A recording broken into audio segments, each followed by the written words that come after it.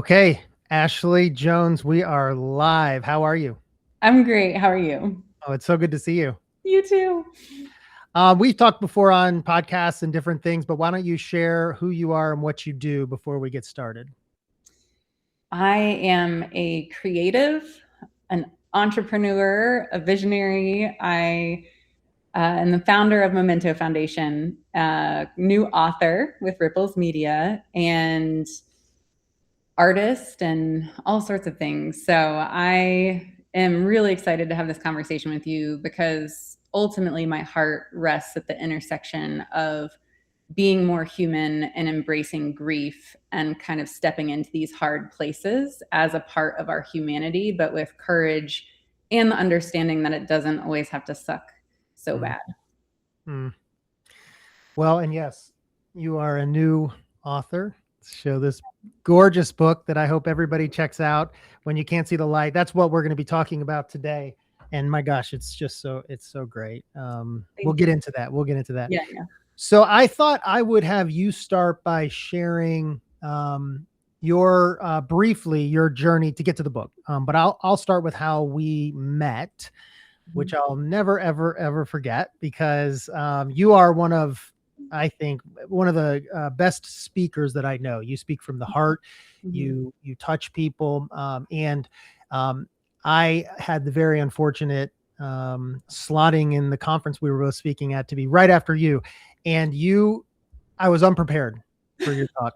I was sitting there watching, and like so many of us were in tears, and you told your story, and then it was like wipe the tears away, and then I had to get up and talk about my nonsense.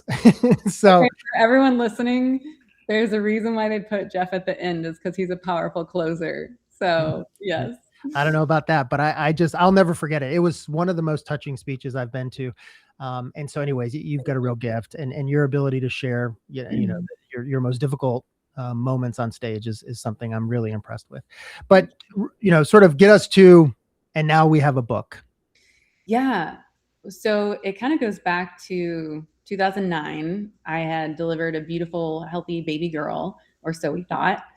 The hospital told us to go home, happy family of three. And at 1 month old, I noticed something wasn't quite right. She just kind of didn't really move a whole lot, which it was November. So we had her swaddled really tight, and I was like, maybe we're just swaddling her too much. I don't know. First time mom, like, you're like, are you sure there's no guidebook or instruction booklet? Like how do we do things and how does this compare to others? And like, we're just figuring this out. Okay. So I brought it up to her to her pediatrician at the 1 month checkup. And I was like, hey, like her right arm kind of stays in this like chicken wing position. I don't know. Through a series of, appointments and specialist checkups, a month later, we find out she has a terminal condition called spinal muscular atrophy, SMA for short. Hers is one of the more severe forms of it. And so we would likely not see her first birthday.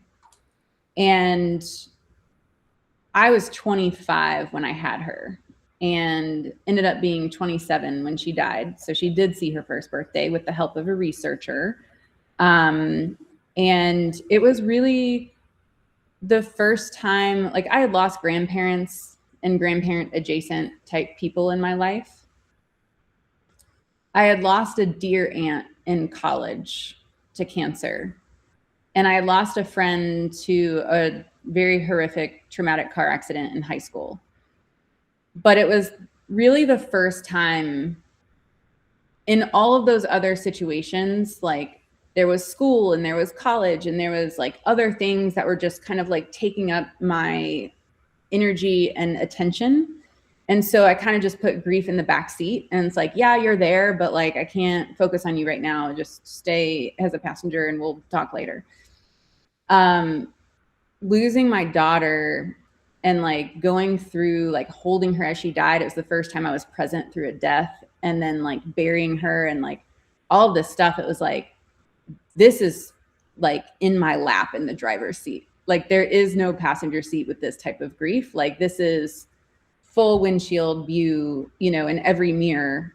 Like I can't not see it. Right. And so The other part was because it is so out of order of the natural way of things that like people don't know what to do with it. And so there was this whole exodus of friends that we just lost because it was like people ran the other way. It was like they didn't know what to say, they didn't know what to do, so they didn't do or say anything, which is horrible. And we did have like amazing friends who showed up to love us well. And so, you know, one of those friends had gifted us a portrait session, which led me to start the nonprofit, which I did, you know, Love Not Lost, now Memento Foundation. And through that, because I was so comfortable talking about grief and sharing my story and trying to help others through loss, I kind of became the first person people turned to when they got hit with grief.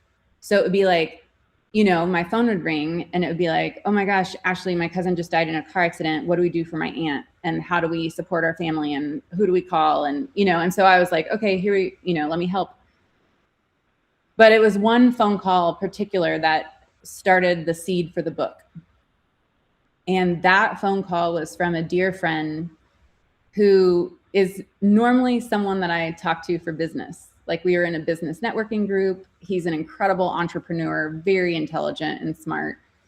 And he called me, which was rare because he doesn't need my help with most business stuff.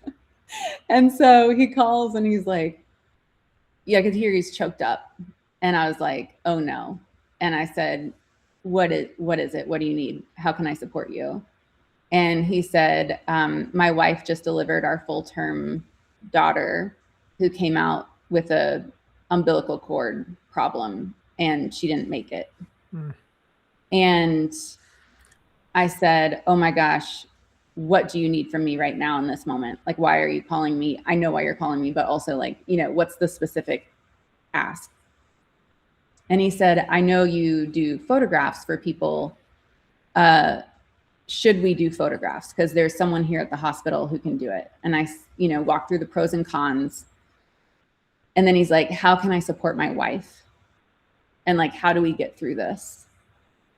And so I went through like, okay, immediate needs. She's got hormone imbalances. Her body still just went through the whole birthing thing, but now she's got grief on top of postpartum, you know, like, so we went through all that. But I hung up with him and I gave him the immediate, right? Like the immediate of like, this is what your wife is going to go through physically, emotionally, hormonally, like, here's how you can support her. But also together, you have to go home to a nursery that has been fully set up, right? You have to go home and figure out if you want someone else to disassemble the nursery, if you want to leave it, how long you want to leave it. And like, none of that has to be made right now, but just like, that's something you will have to process through. And at the end of that call, we hung up and I was like, oh, like that feels like I didn't even scratch the surface, right? It's like, I tried to focus on the immediate needs without overwhelming him, but I was like, ultimately I need to call him every day. And like, hey, today you need to think about this. And today, just a reminder, right? Like you don't have to be productive today. Hey, today, I just need you to focus on taking a shower. You know, like, what did you eat today? Did you stay hydrated? And I was just thinking through like, oh my gosh, how can I do that without annoying the crap out of people and giving them their space, but still being like a very tangible help? And so that was, I think, you know, maybe 10 years ago, but it has stuck with me. And I was like, how do I help? How do I help? And I was like, someone else will write the book. Someone else will do it. And I will be their biggest fan. And I will support the crap out of that book. And I will make it a bestseller book because I'm going to give it to everybody. And like, you know, I was ready. And then the book never came, you know, and I kept looking and I kept looking. And there were some promising titles that I was like, this is it. And then I'd get the book and I'd read it and be like, dang it. Nope, that's not it, you know? And finally I got a phone call from a guy who had lost his longtime partner of 15 years. And he was a veteran. He had some mental struggles, did not have access to internet. So like anything we sent him, he couldn't access on the internet. And I was like, gosh, this guy needs a book and he needs a big book. and he needs one that can like help him process through things and then like support his PTSD as well as his grief, and then grief on top of the trauma he just went through and losing his partner and having to call 911 and all of that. And I literally, as soon as I hung up the phone with him, I opened my laptop and started writing this book. So that's how we got here. A long-winded answer of how we got here. Oh, no, I appreciate it. Covering like 15 years. Yeah. Were you always someone that was comfortable sitting in this and talking about this? I mean, you know, I think about my wife's a therapist and the things that she has to sort of absorb, some of the really horrific things people go through, and she has to sit in that with them and go through, like, I don't know how she does it. The work that you're doing, the things you just brought up, is that something, or were you sort of forced to? I know you talk in the book about, you have a part in the book you talk about death and sort of like let death in the door, and you sort of like just had to, but like, were you always comfortable getting into the tougher parts of life, or? No. I think back to the movie My Girl with Macaulay Culkin, right? Like, and how she like lived in this funeral home parlor essentially. And I remember thinking like, oh, that's so creepy. Like, I would hate this. And then of course I like bawled my eyes out as a kid watching this movie, and was just like, even today, like I saw a clip the other day on Instagram, someone had reposted it, and I was like legit lump in the throat, like tears in the eyes. And I was like, oh man, this movie was rough. For all the millennials out there, I'm with you. But that was probably the first movie that made me really sit with it as a kid and be like, wow, she just lost her best friend / crush maybe, and like, you know, lived in a funeral parlor, like had to deal with dead people all the time. Like, it was just one of the first movies that like normalized death for me. And then, I mean, I watched a lot of movies, you know, obviously like every Disney movie has some sort of like loss of a parent or like, you know, traumatic event that you're like, really, Disney? Like, you're going to crush all of us as kids this soon. So I wasn't always as comfortable with death, but I have always had like extreme empathy. So that has helped me come into situations and just be like, oh my gosh, like I can only imagine what you're going through, and it's horrific, even in my imagination. So like your reality probably is worse, and I'm so sorry. The other piece is, I think, like, I always wanted to, like, naturally, I'm a helper. And I think the first time I dealt with death that was like a shocking trauma death was a car accident for a friend of a friend. So I didn't know, I had only interacted with him a few times. And then he died my freshman year of high school. And so I was supporting all of my older friends because he was a senior in high school. And I went to the hospital and like saw him in a coma with the head bandages and everything, and like sat with our friends as they cried. And I cried a little bit, but I was like, I at least can be here to support people. So I think naturally I tend to gravitate towards those places just because I'm like, I can sit in them. And I guess that's a natural ability, but it's not something that I'm like excited about, or, you know, something that I'm like, oh yeah, let me go do this. But it's like, oh, these people are hurting. I can go help and support and sit and just be a presence if they need me. And then I'll say the only other thing that I can really think back to in my childhood that kind of led me to thinking about death and really grappling with it was my dog. So I got my dog when I was 5 years old, and she was like the best part of my childhood. Like, I grew up in Florida, went to Disney, Busch Gardens, SeaWorld, all the things, but like having my dog as an only child, she became my sister, right? And so, but like dogs don't live as long as people. And so I knew she was going to die at some point. And I remember in middle school and high school, like there were nights I would cry myself to sleep. This is like vulnerable confession time, but there were nights I would cry myself to sleep thinking about my dog dying, because I was like, I don't want to lose her. And I love her so much. And like, she's been such a massive part of my life as a support pet, and like went through breakups, you know, like my parents' divorce. Like there were so many things that she was just there for me. And so that was the really first time that I was like intentionally thinking ahead about death and trying to process ahead of time and figure out like, what do I do? Like, how do you get through this loss? Because it's going to wreck me. Now, she ended up dying while I was away at college. And so I wasn't actually there to witness it or to be there in her last days, which was hard and also kind of nice at the same time, because you know, when you do have that distance, there is a level of protection there.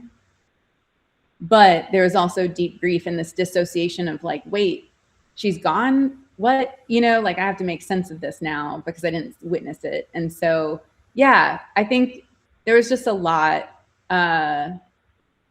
Open caskets were another thing that were like big in my family. And then when I was a senior in high school, the friend that died in a horrific traumatic car accident, they actually did an open casket funeral for him.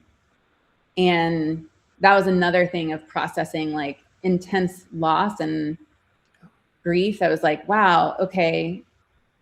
I don't know. I'm also like a deep internal thinker. So I just think and ruminate, probably with my ADHD, of like playing through things and thinking through things. So it's a combination of a lot of things, but I don't think I was ever naturally like, oh, I'm really good at this, or, you know, like I'm just equipped to do this. But it was a combination of the empathy, wanting to help people, and having the courage to just be like, I'm here. Mm-hmm. Well, and then what you went through with Skylar showed you that most people don't know what to do. Yes. And so that probably activated it all when you were For able sure. to feel that and say, gosh, this is a place I can help. Is your life's purpose to help people through grief? Is it something different? What would you say it is? I feel like I'm a bit of a PR person for grief. In that everybody's going to go through grief, and I do want to help people through grief, and I want to help people heal. But I think part of the reason why we struggle so much is because we have painted grief as the bad guy. Mm-hmm. Mm-hmm. And it's like grief is something we have to run from and avoid and distance ourselves from. Yeah. And I'm just here to be like, grief isn't the bad guy, right? Like death is, like loss, the actual loss is hard, and that's what sucks. Grief is a byproduct of the loss. That's actually a mechanism for healing if we allow it, right? So it's like this, I feel like I'm this PR person for love and grief, and being like, they're two sides of the same coin and they're not bad. You know, like we don't have to, you know, just paint them so terribly. But I do understand there's a lot of misinformation out there, you know, the 5 stages of grief that were never meant to be applied to people grieving. They were just meant for people facing their own death. There are so many other things that we've gotten wrong in our society, putting a timeline on grief, trying to diagnose it as a disorder, which I do understand there are people who genuinely get stuck in grief and have a severe dysfunction in grief, which we need to help those people. But yeah, I think there's a lot that I'm trying to honestly just reframe grief and the perspective that we take towards grief and healing that I think will naturally help people navigate that experience in their life, instead of feeling like they're doing it wrong or not good enough, or, you know, someone said this and I'm expected to do this. And it's like, all right, let me just help reframe everything for everybody. Like, let go of expectations. Grief is, you know, this crazy storm of weathered emotions that will swirl and knock you down. And whether it's waves or a tornado or a hurricane, like it's a weather system, right? And that it's unpredictable. Like we have some radars to like see what's coming, what might be coming, but like sometimes it's a surprise. And yeah, it's just learning to navigate without having expectations for yourself or other people, and being present with what comes and having courage in every moment and showing up with love for yourself and other people. Beautiful. You said something earlier. Everybody is going to experience grief. Everyone's going to experience loss. We talk about, death and taxes are like the only, but like with both of those maybe, but definitely with that comes grief, and everybody deals with it. But it is interesting at least in our society. And maybe I'll ask, have you seen other societies that I don't know, focus on this more? I don't think here in America, maybe it's not something that people are comfortable with. There's not a lot of people talking about it the way that you do. And I have seen the work you do for corporations. And I think about that, like, that was something that really opened my eyes to this being a bigger thing to focus on, and that we all will experience death in our personal lives. Sure. But yeah, what happens when you lose someone that you worked with for 5 years, and then you just have to deal with that? And so you've run programs, and I've been through some of those workshops and things. So I don't know. It's really, I think, special that you went through the worst thing a person can go through, and you didn't say, I never want to see the G word again now that I'm through it, or maybe you're not ever through it, but like the worst parts of it, you could have easily just said, that's enough. Right. And I think maybe that's what a lot of people do. So I don't know where you want to start reacting to that, but I am also curious, I don't know, is Norway really good about grief? I mean, are there places that just handle it better? I'm sure Norway is better than America in grief. I actually don't know about that. I did just come back from there, but I did not get to experience their culture as it relates to grief. Thankfully, probably. Yeah, right. But I think culturally there are so many different approaches to grief and burial, right? That's like, talking about the Viking funeral, just like put them on a ship, set them on fire, and put them out to sea, right? It's like there are so many smaller, like tribal rituals, and I think the word ritual is so important. And my colleague Carol Shetley, who used to work with me, is so beautifully educated in grief and thanatology and all the things, but she would really focus on ritual as a tool to help people through grief. And I always thought ritual was more of like a religious thing, right? And then it is to some degree, like we have rituals in religion, but for me, like ritual and religion were synonymous, and it doesn't have to be that way. And I think in death, one of the most beautiful things that we do in America is honoring soldiers, where we have the flag folding, taps being played, the procession. And it's a beautiful ritual that helps people really honor the person lost, but also honor the moment and the sacrifice and this beautiful realization that we are a part of something so much bigger, because for decades and decades, hundreds of years, maybe even, people have been playing this song at the graveside and shooting off the guns and folding the flag. And like ritual helps ground us in moments where we don't feel like we have a place to belong or make sense of something. And the ritual at the graveside for the soldiers is so powerful, because that's one of the few rituals we have in America collectively, as like, this is what we do when this happens. Different religions have different things. So in the Jewish faith, sitting Shiva is a powerful, powerful grief ritual. There are some cultures that like sit with the dying body in their house for 3 days or 5 days or a week and let people come visit, which most Americans, when you hear it, probably are like, ew, like morbid, gross, like you might have a negative reaction. But if you do, I just invite you to get curious about that and ask, why did I just have a negative reaction to that, right? Because in our society, we have completely sanitized death, and we have sent it away to be hidden behind the black or white curtain, whether it's in a hospital or a funeral home. Like, we have completely detached from grief and death in the same way that we have, and partly for similar reasons, detached from our food system, right? So it's like, oh, we don't want to see the cows getting slaughtered. We don't want to see those chickens getting their head cut off. No, I'm not doing that, right? But it's like, there is something so powerful when you enter into those places and you have ritual around them and you are able to acknowledge the humanity and the briefness that we have here, right? And how short life is and how precious life is. And those moments when you can step into them and you can enter into this sacred place of seeing an animal or a person take their last breath, like it is so clarifying that life is really short and its death is very permanent. And we don't get do-overs and we don't get to take things with us. All we leave behind is love. And so how do we leave that legacy?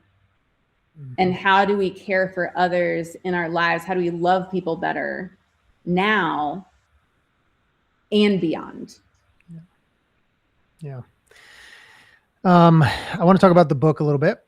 Yes. So first of all, what strikes you immediately is just the beauty of it. And I know that from, you told me long ago when you were working on this, like you wanted it to be something that, I don't know, it felt right for the topic, and it wasn't just a chapter book, as my kids would say.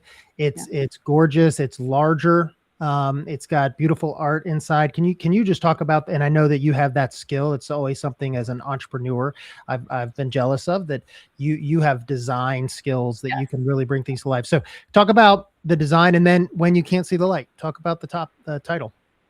Yes. Well, thank you for thinking my cover is beautiful. I was so nervous about painting that because you do judge a book by its cover, no matter how many times you're told not to. Yes. It is human nature to be like drawn to whatever visually you're looking at and or critique it, right? And so it was very nerve-wracking. Like people ask me all the time, like, oh, are you like does it feel so vulnerable to have your words out there? And I'm like, anyone who knows me, it's like I can talk for hours. Like words don't feel vulnerable, but like the artwork, woo, man, I'm like naked before the world with my cover out there. I'm like, oh gosh. So, and what's funny is like as of like the year before the book came out, like I did not paint watercolor, like did not paint it at all. I dabbled in acrylics. My background's in graphic design and communication, so I have a lot of skill on the computer and like visually, to your point, I know what colors and composition, and I have all those skills. But painting was foreign to me. And so, but I really felt strongly that watercolor needed to be the medium in this book, and that the water on the page and the tears down our cheeks and like the emotions that flow and stick and change shape and like, bleed and all that. So I was like, I feel like watercolor has to be it. And so I sat down and painted every day for months. You went somewhere, right? Didn't you go somewhere some of the time? Like so my mother-in-law is an incredibly talented painter and artist. And I say painter, like she's so much more. She can charcoal and draw and pen and ink and all the things. So I went to her and I was like, I just need you to teach me the basics. Like, how do I do this? So I went with her for a couple weekends at their lake house and just painted a few weekends. It was incredible. And she's so great helping me like wet on wet, wet on dry. How do I achieve what I want to achieve? And so she was a great teacher, and she contributed some of the art in the book. So like the starting place where she has the stone arch and the path, that was her. Mine looked like a toddler tomb. Like it was not good. I was like, hey, Mom Jones. I was like, I need some help.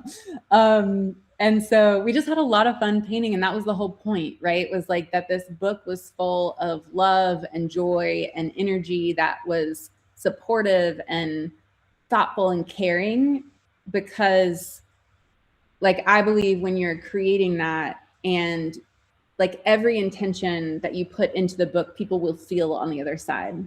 And so that was my hope, is that when we were painting and having fun painting this, but also thinking through these people who are going to be reading it, like what their experience would be like, and how do we convey love, and how do we support them through this emotion, and how do these colors complement this stroke and this, you know. So everything was very intentional, but also a lot of love and goodness poured into it. And so yeah, it was really fun. I really enjoyed it, and I do miss painting now. I'm like, what do I, like, if I sit down to paint, I'm like, what do I paint? Like, I don't even have a book to put it in. So that was great. And then, you know, just writing the book, the whole Ripples editing team were like, Ashley, please put your pencil down. Like, stop writing. This book is going to be massive. And I was like, but there's so much to say about grief, right? And there's so much, like, collectively and comprehensively and holistically, that I wanted to approach about grief, that so many books just stay limited to the emotional side, or just the physical side, or just the mental side, or like we just approach it from talking, or just emotions.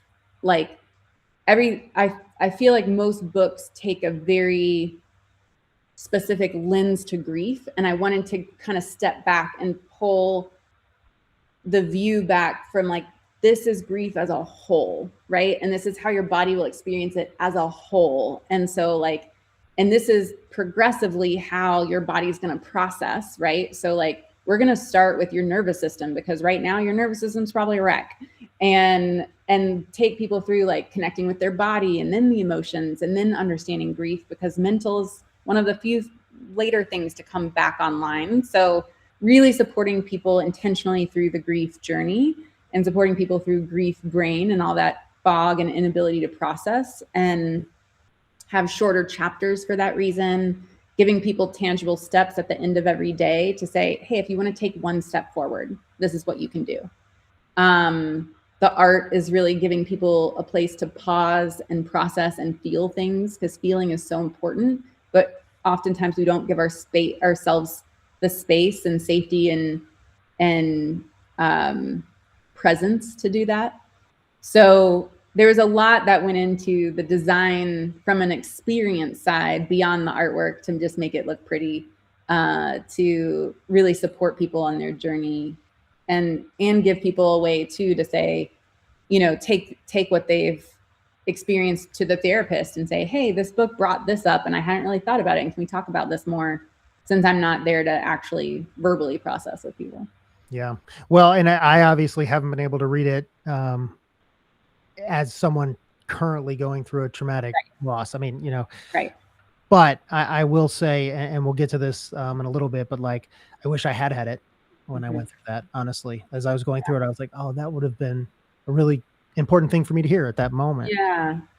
So one of the things, couple of themes I want to pull out here. One was, you talk about how the body holds trauma, and how physically, and we have a mutual friend who lost his father fairly recently, and I don't think you know this, he had gone through a lot of physical challenges, back problems, nerve pain, all sorts of stuff years ago, and had worked really hard to get healthy, and has been feeling super healthy. And then maybe like 5 weeks ago or something, found out, you know, that his dad was really coming to the end. And it was like it started to flare up. And now that his dad has passed and he's working on the eulogy, he's in horrible pain. Yeah. Just like came back. Yeah. And you talk in the book about needing to, I don't know, process the physical part of it all first. So can you talk about that? Because it's obviously so real. And I'm going to share a personal story on that in a second, but I'm watching him go through it in real time. Yeah. It is so awful that our society has not done a better job teaching people that grief is a whole body experience, because we think of grief as heartbreak, but it's so deep. It's so deep. And I like fangirl out so hard for Dr. Mary Frances O'Connor, and my husband, he's like, makes fun of me because I love her so much. She is an amazing professor and researcher. And what I love about her is she's a specialist in the brain, but she also has this deep fascination and passion for grief. And so she's kind of looking at grief through the brain, but also the body, because they're all interconnected. And she wrote a book called The Grieving Brain. And then her second book is The Grieving Body. Mm. And she shares her research in both of those books. And they are more sciencey, you know, like she does share her research and what she found and the studies and stuff like that, which I'm a total nerd. So I loved, and I like couldn't put them down. Like I devoured them in a weekend. But for other people who don't want to read them, I totally get it. If you're not a sciencey and you appreciate the story, and I try to pull some of her knowledge into my book so that it could get out more and more, and hopefully people do read her book. But ultimately, she shares a story in her book of how she lost her mom and developed multiple sclerosis. And her MS, she says, my grief did not cause my MS, right? I already had genetic markers for MS. I already had other environmental factors that probably contributed to the MS. Like I had a lot of other stuff happening. Grief didn't cause the MS, but it created circumstances, and it created additional ingredients that all, when added together in the situation of life that I was in, created the trigger point, right? Where the MS got activated, or it couldn't be held back any longer by her immune system. And what she found in her studies was that grief massively increases inflammation in the body, which I think we could all like guess that. But what's interesting is her study shows that it lasts much longer than we thought. So for my personal experience, when my daughter got diagnosed with a terminal condition, I developed autoimmune conditions as well. Mine were different, but I had Raynaud's, like my toes would turn like fuchsia colored and like purple. And I thought I had frostbite. And I called my husband and I was like, Kyle, I think I have frostbite. And he's like, Ashley, you're in a house that's like 70 degrees. There's no way you can have frostbite. I'm like, but my toes are purple. Like they look like they're falling off. Like what? So there was that. My thyroid went hyperactive. I developed heart palpitations. I had like massive anxiety. And I did not realize that it was the stress and the grief that I was going through. Fast forward 19 months and my daughter dies. My endometriosis went through the roof. Like I thought I was dying of cancer. I went to my doctor and I was like, I'm pretty sure there's an alien taking over my pelvis. Like, I don't know what's happening. I feel like I'm dying. I don't want to die because my husband and I just buried our daughter and that would suck for him. But like, can you please, search around and see what you can find? And she was like, oh yeah, you had real bad endometriosis. Like, we cleaned you out, but you probably will develop more and blah, blah. Anyway, so the more and more people I interact with and talk to, the more I hear personal stories about physical pain, horrible conditions, illnesses develop, cancers develop. And it's not that grief causes these things, right? Again, PR person for grief. Grief is not the bad guy, right? It's how our bodies process that grief and how our society is so poorly equipped to support us in that grief. Mm-hmm. And so how do we possibly show up to work and meet our productivity goals when we're grieving the loss of a dear loved one, right? So it's like we need to do a better job of supporting people in grief to lower the stress, which will hopefully lower the inflammation and keep some of these pain and diseases at bay. If they are, if someone's genetically, if it's already in their system or if it's already genetically,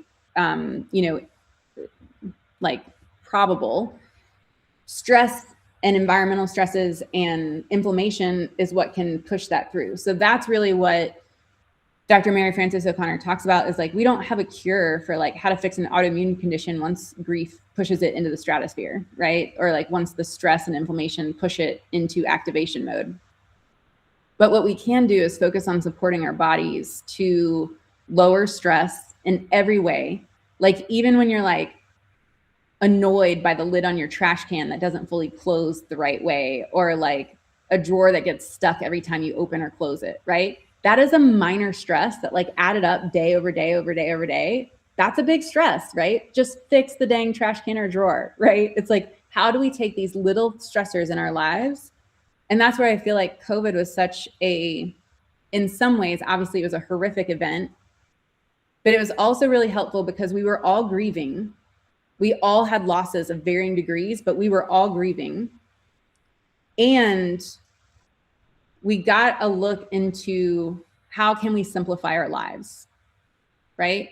How do we order groceries? How do we have virtual meetings? How do we not have to commute all the time and deal with traffic stress? So it was like, I do think there's a view of holistic wellness now, of like looking out into your life saying, how can I limit stresses?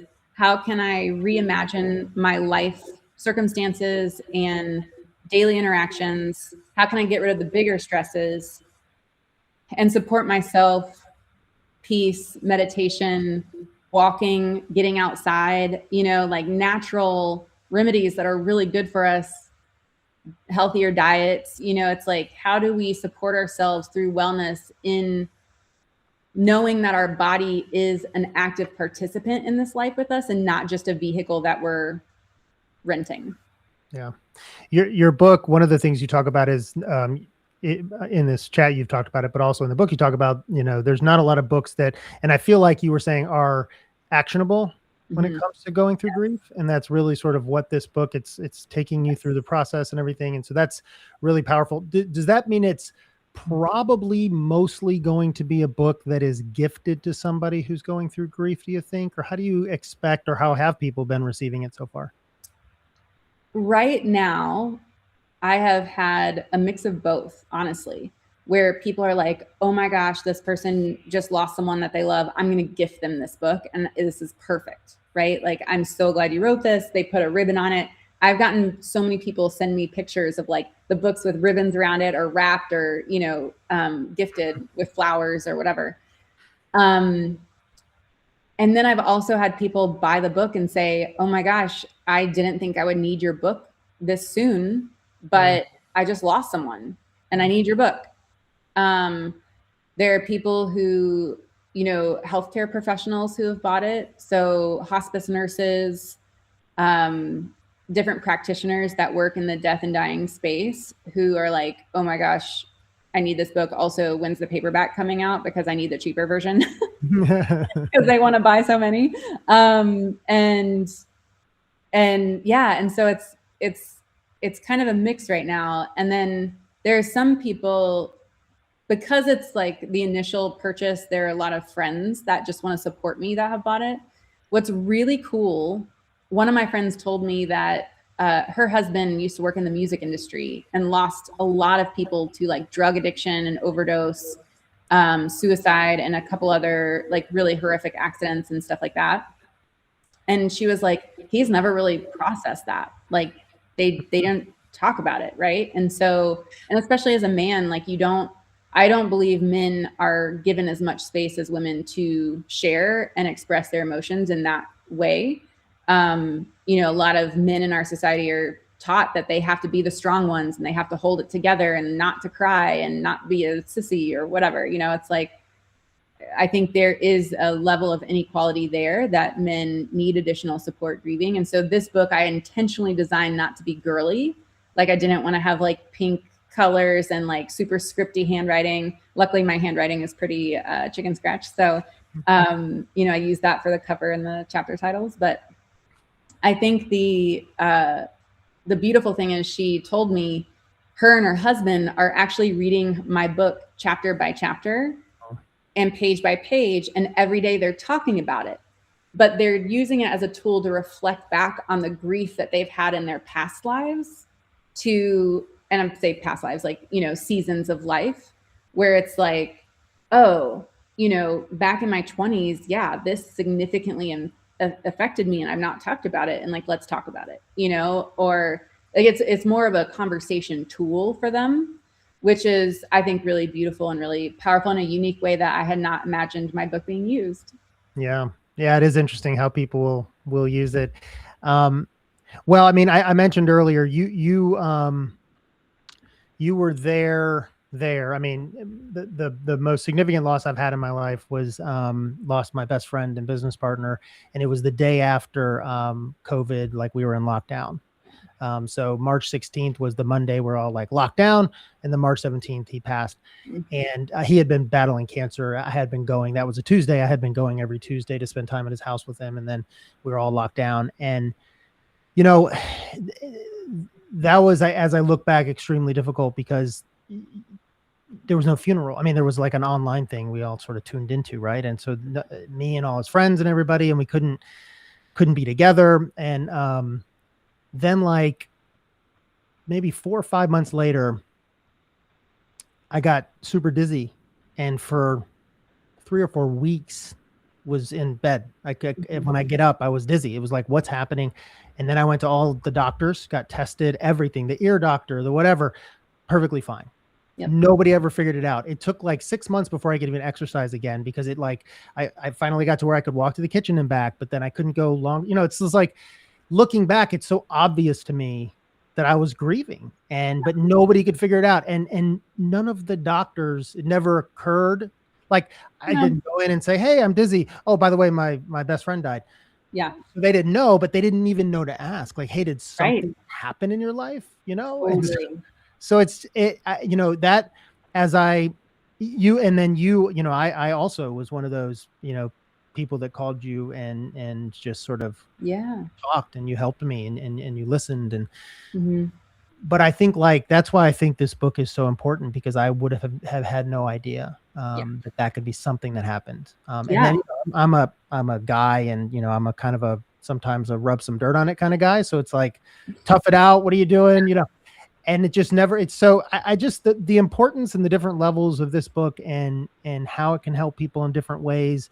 I just think it's so important. And I think it's such a beautiful next phase for you in the work that you're doing, the PR person for Love and Grief, which I love. So I number one, I want to thank you. It's cherished. I have multiple copies, unfortunately, because obviously I'll deal with, you know, have friends who deal with grief, and I'll be able to give this to them. Talk for a minute as we wrap up, like what's next for you? So you sort of skipped over the nonprofit. You have a nonprofit, but you're stepping out, and someone else is helping lead it now. So you're obviously going to be intertwined with it, and it does this work. So you've got the nonprofit, you've got the book. What's Ashley Jones going to be doing now? I am getting a certification in presence-based coaching, and will be kind of leading the grief coaching space for individuals, but also leaders. So as you mentioned, you were part of the program that I created for corporate care training, and Ruth Cochran, who is a C-level executive coach and psychotherapist, her and I built that training together. It's really powerful, because I don't think that leaders, when leaders are trained, they're trained in business, right? So it's like, okay, like they're trained to look at all the numbers, all the leadership thoughts and encouragement, and how do we motivate people, and how do we get people to be productive, and all of that efficiency. But the crazy part is, like, grief is such a blind spot for most leaders, because they don't understand that, like, at any given time, there is at least one person in their organization grieving. It might be a mild loss that, you know, that they can push through. It might be a significant loss that they're still trying to show up and work and be productive, and no one knows, right? And just like at the doctor, we don't show up to the doctor and say, oh, I have this headache and I'm dizzy. Oh, by the way, I lost someone, right? And I would say too, as like a leader in the workplace, it feels ridiculous to assume that all of our employees are going to tell us when they experience a loss. But for whatever reason, leaders think that people will do that. And so they're trying to lead, and they're like not understanding why they're having to put this person on a payment or performance improvement plan, because all of a sudden their numbers dropped. And you're like, well, have you thought to ask them what's going on in their personal life? Like, and I know there's so much of like work and personal don't overlap. And it's like, dude, it is all intertwined. Like, you can like make up that crap all you want of like, leave your emotions at the door and whatever. But it's like, no. Like, we are all human, and everything that we do as humans interacts with everybody else who's also human. And we're all dealing with loss. We're all dealing with struggles. We're all dealing with problems. But some people are better equipped to handle them than others. And some people have better support networks than others. And so where can we meet people where they are to make sure that everyone gets through this together, right? And so my goal is to help people who want it with personal coaching or business leadership coaching through grief or struggles or even just transitions, because there is such a loss in transitions too, right? So it's like, even me stepping away from the organization that I founded, it's like, yes, I have this new thing that I want to pursue, but also it's like, wow, there is this grief and joy at the same time. And whether that's people retirement, kids leaving for college, it's like these things that we're typically celebrating, there's also grief that goes unacknowledged. With leadership, it's like team loss, job transitions, layoffs, you know, so much in addition to the death and grief and divorce and other like life events. So there's a lot there. And I think, you know, a lot of times people are so willing to talk about burnout. And I'm like, can we talk about like most burnout being unresolved grief? Can we just talk about that? So there's so much there that I'm excited to dig in and really help people with. And, you know, in a dream world, I would partner with a college university and have like a research budget and do some research projects, like maybe with Dr. Mary Frances O'Connor. But like there's so much there that like still needs to be uncovered. You know, there's so much we don't know and that we're still learning and figuring out. And so like, I would love to be a part of that too. So I'll probably at some point, you know, try and figure out some way to do like a like work that I can't remember what it's called, like observational research, where more like Brene Brown, where she's like interviewing people and talking to people, and then she's like, okay, based on everything that I've seen, like here's some patterns and trends. Like, yeah. So I think that's probably part of my path, and then also figuring out like how AI plays a part of this, right? Like AI is such a powerful tool. Obviously, there are a lot of environmental concerns that we need to address very quickly, but also it can be really powerful. And there's a lot of ways that it can be used for bad and manipulation and like just emotional exploitation that I want to try and figure out, how do we prevent that from happening? And how do we protect people in their most vulnerable moments? And I'm trying to figure out the best way to do that. So there's a lot that I'm exploring of what's next, but for sure, coaching, book sales, speaking. I love speaking. So any opportunity that I can to just, do more helping in the world. I love it. I'm going to ask you a bonus question based on what you just said, but I'll end with pointing people to, is it the best place, AshleyNicoleJones.com? Yes, AshleyNicoleJones.com. And that they can find the book, and I hope people do buy the book, but they can also figure out how to book you for speaking, workshops, consulting. Yes. So, and artwork, which I have some. I should have had it in my hands as well. I loved it so much. Yeah. When I got it in the mail. So thank you for all the work you're doing. It's amazing. And I'm just proud that Ripples could be a part of bringing something like this into the world that's really going to help people. So thank you for that. Thank you for joining me. Absolutely. Right, bonus question. And now it's a weird bonus question because you brought up AI. I have heard about people recreating their loved ones who have died in some sort of AI chat. It sounds like your stance is like, you got to move on. Let's not. But what I mean, I don't know. What do you think about that? Oh, it's so hard. It's so hard because I understand why people do it. Right? We miss our person so much. what I wouldn't give to have another day with my daughter, what people wouldn't give to hear I love you one more time, right? I get it. I totally get it. However, there is a difference in cherishing memories and lived experiences versus creating new ones that aren't real. And they're real in a tangible way, like you're hearing your person say, I love you, but it's not connected to a soul. And there's a spiritual rift there. And I don't know what that means, to be honest with you, as far as like the implications of that.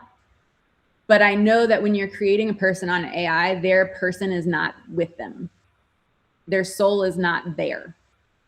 And you are giving someone else power to manipulate your loved one. And I have a really big problem with that. And every company who's doing that, like, better be the ethical, moral, highest of highs, or there will be a revolt. Mm-hmm. Because my brain imagines worst case scenario for better or for worse, usually for worse. And I naturally think of all the things that could go wrong. And what I see coming with AI is like a new level of addiction and emotional manipulation that we have never seen before.